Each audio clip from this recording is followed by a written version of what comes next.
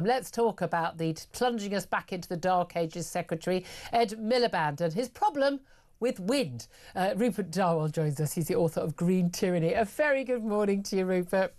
Good morning, Julia. I'm being a bit naughty there, aren't I? But you know, the man needs to be mocked because he really is a danger to our country. He really is. But look, let's talk about why Ed Miliband is in the news today and what is the problem with wind. Well, as we know, the problem with wind is it doesn't always blow, does it? And therefore, if you're relying on wind energy, your electricity supply is going to be intermittent. And if you want to keep the lights on, it means you actually have to have a parallel system of gas-fired, nuclear, coal even, power stations to keep the lights on. That's the fundamental problem with wind. Now, the government, they've slashed forecasts for the amount of electricity they expect wind farms to generate. And we're told this is a blow to the net zero plans, but documents published before an auction of green energy subsidies this week, officials said they were revising down the predicted efficiency of wind turbines by more than a quarter.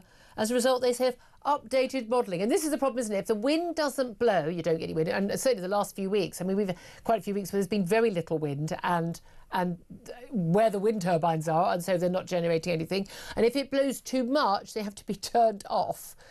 I mean, it's mind-blowing. Yes. But a quarter, I mean, basically saying they're going to produce a quarter less than they thought they were going to produce. Yeah, there's Professor Gordon Hughes of Edinburgh University has done a lot of work on wind turbines, and especially offshore wind turbines. And the problem with wind is two things. One is, as we've talked, the wind doesn't always blow. But the other thing that's less well understood is that wind turbine efficiency degrades over time. And his estimates of how quickly they degrade are both more accurate and more pessimistic than the ones used by, you guessed it, Julia, the wind lobby and the civil service. But the thing is, these things cost a fortune. They're made in China using coal-fired powered factories. They're then shipped over, on oil-powered or diesel-powered ships. They come here. They're massive, big constructions. They use a lot of rare earth metals and things. But they don't last that long, do they? And we're not quite sure what we're going to do with them when we're finished with them. Is it about 10 years they last maximum?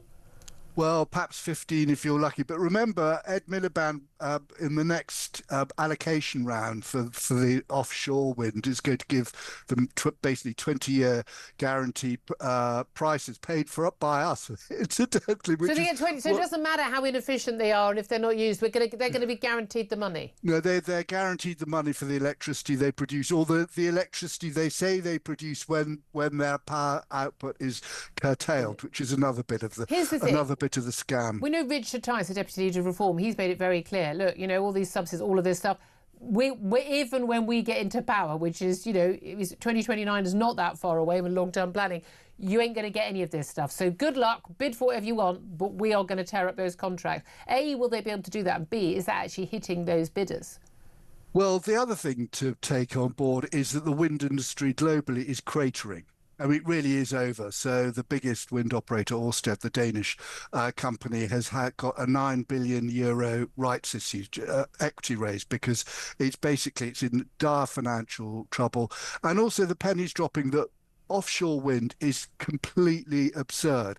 It is absolutely crazy to put these massive wind turbines out somewhere in the middle of the sea in a very harsh operating environment where they're very difficult to maintain. They degrade very quickly. They get faults the whole time.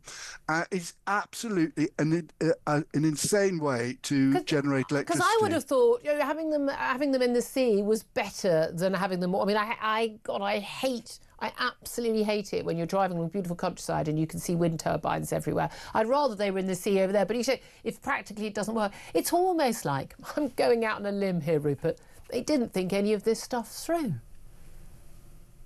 It's a con. It's basically a con. And the thing is that the reason why the government was conned and the political class was conned, because they use blackmail, emotional blackmail, moral blackmail, which is, if you don't do this stuff, you are going to destroy the planet. Think of the You're children, ruining Rupert. Think of the children. Kids and your grandkids and all that nonsense. It's just pure blackmail, and that's what made it happen. So anyone who said, put a question mark over this, oh, you're imperiling the future of the planet. That's the key thing, isn't it? And we've got this massive big, black hole, apparently, 50, 60, what is it this week ahead of the budget in a month's time? But at the end of the day, we're not getting out of anywhere unless we actually start increasing our GDP and actually producing stuff and selling stuff.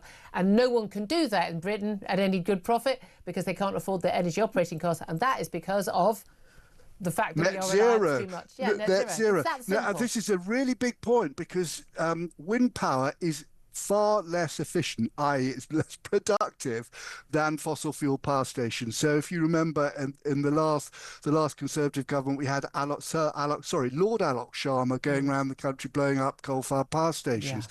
Yeah. And what that does is pushes up costs and it crushes the economy's productive potential. Yeah. So that's why we're in the mess we're in. I mean, you can either have, economic prosperity or you can have your net zero madness, but it's one or the other. It really is. Rupert Darwall, you've always been a great explainer of these things. Thank you so much. Author of Green Tyranny, Rupert Darwall. Your lot and the Tories were just as bad on this. They really were. Theresa May, genuinely one of the worst prime ministers ever in history. Genuinely on this. But this lot are even more. Yes. Absolutely obsessed with it. But the reality is biting now. Well, of course it is. And you only have to look at the weather event over in Jamaica at the moment. What are they running their houses on currently? Generators. Diesel-operated generators, because when all else fails, fossil fuels are the only things that work. But people are still trying to do it. Was it some claim? According to computer modelling, this has been so right so far, it's 500 more times likely that you're going to get these Category 5 hurricanes. But it's just they literally make this up. You put rubbish in, you get rubbish out. I could come up with a computer model that said it was 1,000,000 times more. It's utterly meaningless. They're either increasing or they're not. They're not increasing in Frosty, they're not increasing in number. You occasionally get some really, really bad storms, and otherwise you don't. And you know what you do if you've got industrial economic power? You're able to build stronger homes, stronger buildings, and keep people alive, which is why when these things happen in richer countries, not many people die and not so many buildings are damaged. It's really that simple. Industrial revolution, you're welcome, the world. We gave it to you.